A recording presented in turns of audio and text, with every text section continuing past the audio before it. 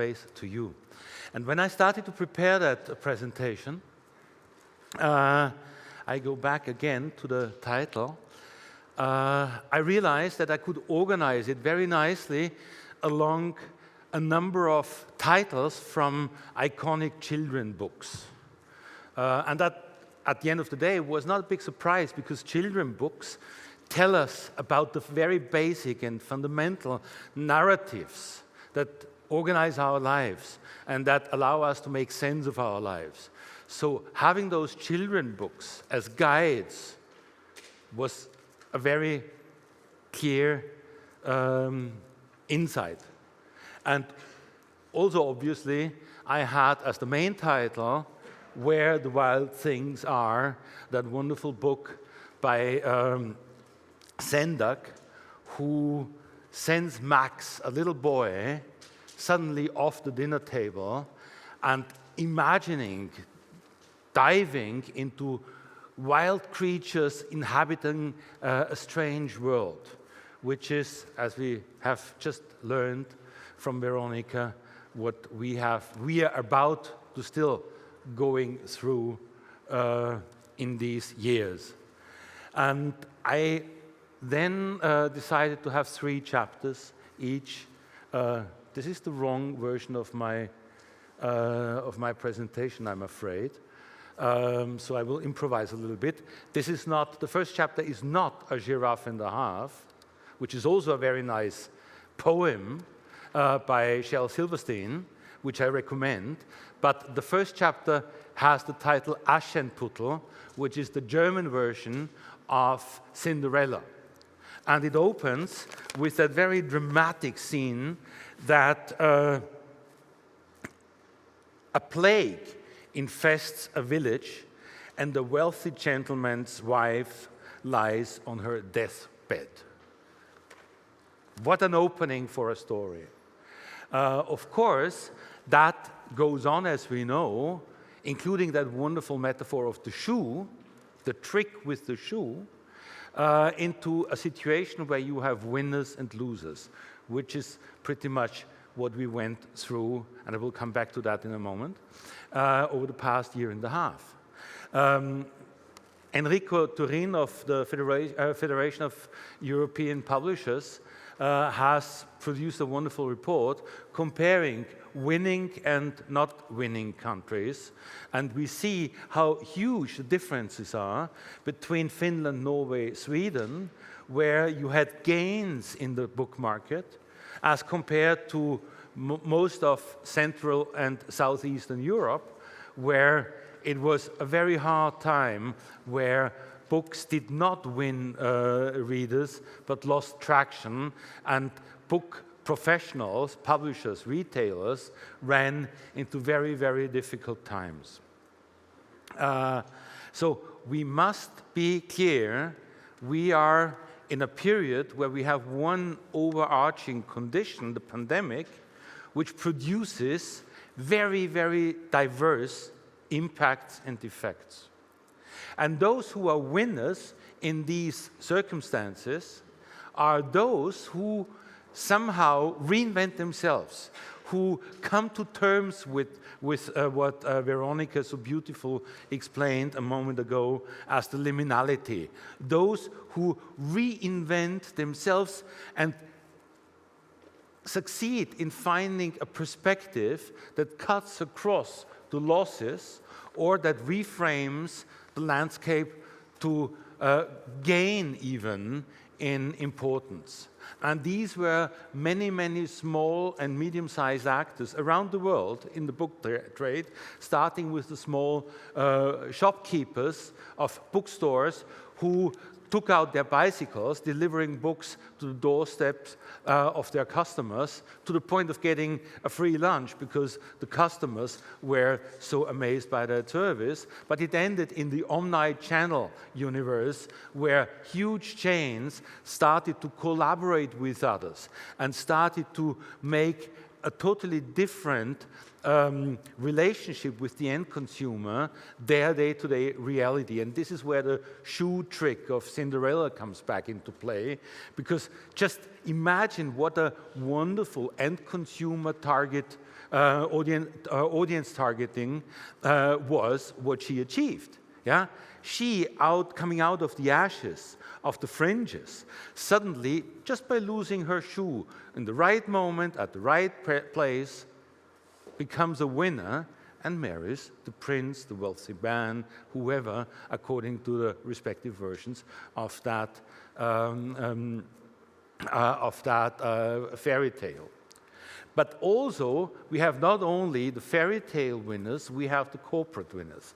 We did a global ranking of the biggest publishing companies, Global 50 ranking, as we call it, again, and we realized that the largest trade publishers did not have such a bad year. This is year on year and year, their turnover for the last 5 years, and you see a lot of stability. And if you look into profits, even more surprisingly, you have a few like Penguin Random House, or in Sweden, Bonnier Books, or also in the UK, Bloomsbury, who had the best financial years of their corporate history in catastrophic pandemic 2020. Yeah? So this is something that we have to bear in mind. We have losers, they are real, and we have winners, they are also real. And that is where we have to come back and redefine where we are, what we do. If that is of interest to you, you can download it free of charge at wischenbart.com/ranking. And you have all the details behind change. The new version with all the data on 2020 was just uploaded a few weeks ago. And it's a quite compelling guide with 250 pages of details of what happened in that difficult year. The next children book is by Eric Carley, The Very Hungry Caterpillar. This is for the really little folks. You know, that caterpillar that eats all the time without stopping, to the point that even the book itself has holes in the pages because the hungry caterpillar was eating up everything. And that is a wonderful metaphor for a big driving force of change that we saw already before, but now more forcefully than before, and that is consolidation. And when I was looking into consolidation more in detail, I realized there are 3 or 3.5 different models that you can identify how that consolidation functions. One is the very familiar American model. The big one buys the not so big one and just takes advantage of some weaknesses, and it's a bargain. The only thing is you have regulators who must say, okay, you are not too big. You're not already punching holes into the pages of the book of publishing. So Penguin Random House acquires Simon & Schuster, HarperCollins acquires Houghton Mifflin Harcourt. It seems obvious as a movement, but there are problems. And I think what the American Ministry of Justice said to question that acquisition of Simon & Schuster was very, very interesting. They didn't say it's too big. They said in their restriction, in their first analysis of the proposed deal, it is a problem with the creators. It says those who create the content may come into a difficult situation because they only have one big buyer. And so that would limit the diversity of creation. Yeah? And that's, for me, a very, very cute learning. We not only need to look into the big industry stuff, we need to look all the way, something that publishers very, very often forget. The creators, the authors, they are the starting point why that entire industry exists in the first place. So that brings a very unexpected challenge indeed. The second model of consolidation is the French model. Totally different. I thought the best shortcut headline is A Game of Thrones. Yeah? You have the largest French publishing group, Hachette, owned by Lagardère, Arnaud Lagardère being one of those billionaires, and he ran into trouble. Hachette, the book group, was doing very well, like all the other big book groups in 2020, but the parent company also owns a travel retail business. No surprise, 2020 was a very bad year, so he suddenly got into trouble. With him, Hachette found themselves into trouble, and they realized that they needed cash. And one billionaire asked another billionaire, Bertrand Arnault, of that luxury business, Louis Vuitton, Moët, Chandon, Hennessy, you know, all those flashy champagnes and cognacs. And he gave cash by acquiring some shares in the Lagardère group. But suddenly, that white knight either did a mistake, because he didn't really complete the full job, and said, I'm buying a big stake in the Lagardère Hachette group, but there was suddenly another black raider who stepped onto the scene, the third billionaire. Yeah, that's really Game of Thrones. Yannick Bolloré from Vivendi. Vivendi is another media company which owns Canal+, a TV channel, Havas, a PR publicity agency, and the second largest editorial group in France, Editis, formerly owned by Planeta in Spain. And suddenly, there was a deadly threat, and most likely, Hachette will be acquired by Vivendi in the course of next year.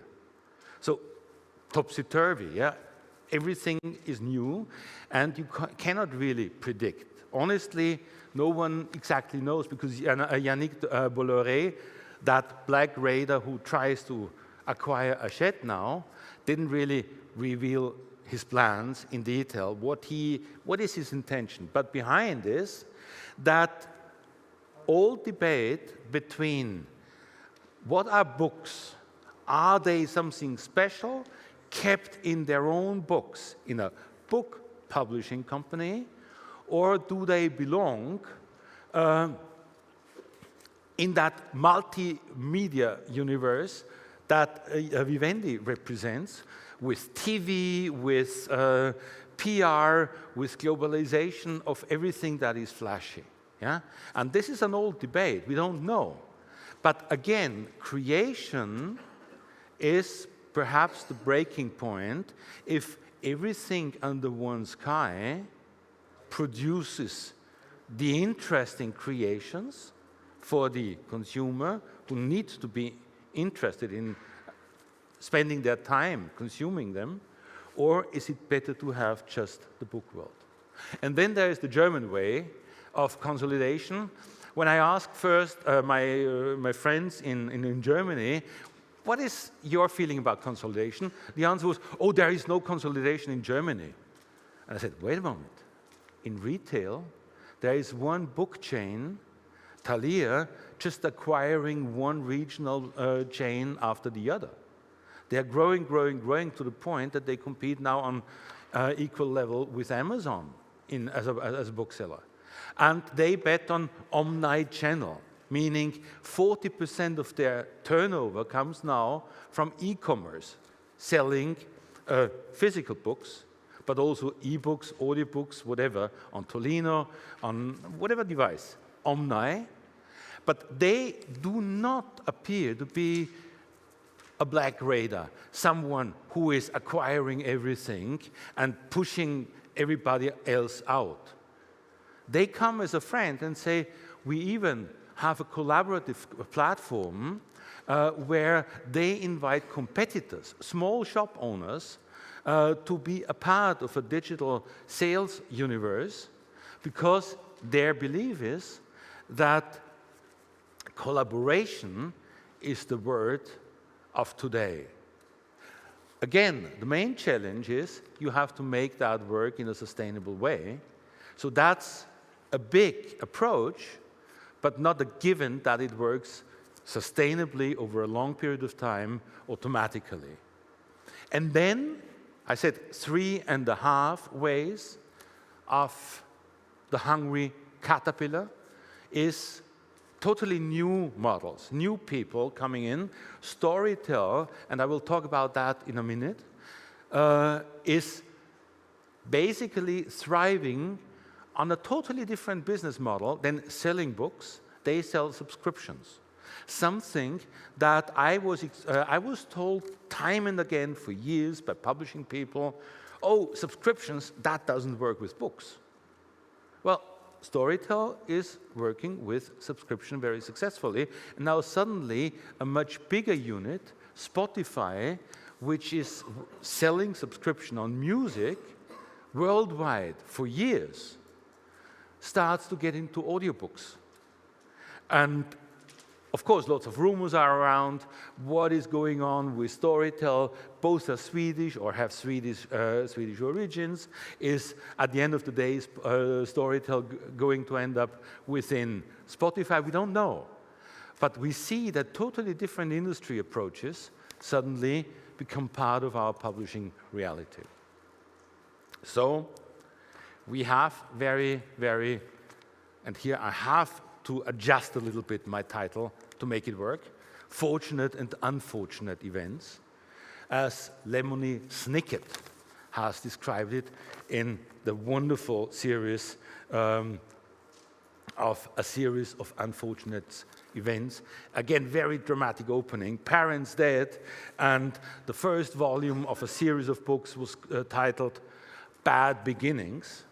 But one of these smart reviewers who always discover the true meaning in a book, phrased it, that series, a series of unfortunate events, was about innocence of youth, which is evolving step by step to moral complexity of maturity. So perhaps we are going in one of those rites of passage into the maturity of new digital consumer books, which we measure in another report, which is called the Digital Consumer Book Report Barometer, and the newest version, fall 2021, just came out, and I just run you through 5 slides with core findings. One, no big surprise, digital was all over the place. We have quite a few countries in Europe, in Latin America, and French-speaking Canada, where we got data. We saw that growth all along, both in volume, in units sold, and in value, in turnover. We saw growth when we compared the first half year of 2020 with the first half year of 2021, because the question was, is this just the black swan, and then everything returning to normal? Remember, a few years ago, many people said, oh, e-books, they are just a phase. Yeah, they're going away. And now we saw that that growth of the first half year 2020 is fairly stable and continuous. And we see, even when in e-book subscription, which includes library lendings, the much disputed online lending from libraries, even if that went down a little bit, the level that was maintained in 2021 so far is well above what was in 2019 before the pandemic came. But the most important thing is, when we look more deeply into subscriptions, that audiobooks, which have been the growth driver over the past few years, audiobooks more and more are not sold. They are accessed. So that might really be a very fundamental shift for our industry to say not every book will be audiobook, not every book will be ebook, not every book will be subscribed, but we suddenly have a universe where we have many parallel business models, multi-channels, multi-formats, and so suddenly that world, nothing new for the pandemic, had all of this has started already earlier, but that shift seems to continue and be really accelerated. And in the details, that comes with a lot of changes. For instance, everything ebook was supposed to be just romance, science fiction, fantasy, so these genre literature categories. But now we saw education getting big, particularly in markets like Spain or Latin America.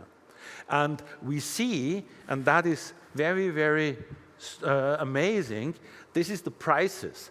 The higher up here, the more expensive are the units purchased by the consumers in education. And we see here that the share of the high-priced ebooks was growing. Yeah? In countries like Italy, which are very, very price-sensitive in digital books, suddenly some domains, some genres became successful in the higher price points. So not only multi-units, etc., but also different price policies. And that continues. There seems to be very quickly a certain new stability, new patterns that are here to stay. Again, a similar pattern for children and young adult reading. Yeah? First we thought it's just the parents entertaining their kids when the school is closed. But now we saw, no. That is much more complex and more stable. There are new patterns that are here to stay. So what are the conclusions? And here I need to improvise a bit because in the last version I had some adjustments. That line is the number 4, and I will explain that line with the rider and the horse at the end. First of all, as we saw, winners and losers. Winners are those who reinvent themselves and are open to new opportunity. That seems to be a very cheap phrase, but we saw from what I showed you, that is very real and very practical. That's not just preaching wording. Think of that, new opportunities, and adjusting, reinventing yourself as something in day-to-day, hard, hands-on activities. Second, consolidation. That old debate, are books special or do they belong to the wider universe of content? That is open again, and perhaps there is not just one answer. I think the truth is that there are several competing answers, and they will continue to compete, and there will be a lot of turmoil out of that consequence for quite a period of time. So the liminal times are here again in very real ways, and they will make our life complicated, our business lives complicated for quite some time. The transforming digital landscape, again, this is not a new phrase, I used that for a few years, has become more complex with the multi-format, multi-channel, multi-model, but they form together one digital ecosystem. And that ecosystem, of course, is not just the ebooks and audiobooks, it is e-commerce, physical books being pumped through digital discoverability on the phone, ordered by the phone, perhaps picked up then at the end of the day or the following day in my small bookshop at the shop in the street by me. But the entire process before has been a digital process. What that means, and that is the main driver of the consolidation, is suddenly you need an infrastructure. A digital ecosystem is nothing loose. It's, again, very concrete. It means supply chains that are made to effectively serve these purposes. It means that the entire processes are digitally organized, and you need to adjust your organization in ways that they can perform accordingly. Yeah? And so suddenly the infrastructure guys are becoming more and more strong. And when you talk to consultants, they will speak endlessly to you about the necessity to invest, to acquire, to buy infrastructure.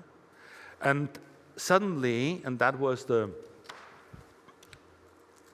surprise in the Penguin Random House judgment of the Department of Justice, saying, wait a moment, that results in a problem with the creators, because the horse, not the rider, the horse of the infrastructure guys is so predominant, eating up all resources, that we forget about the more loose part of the creation of the riders.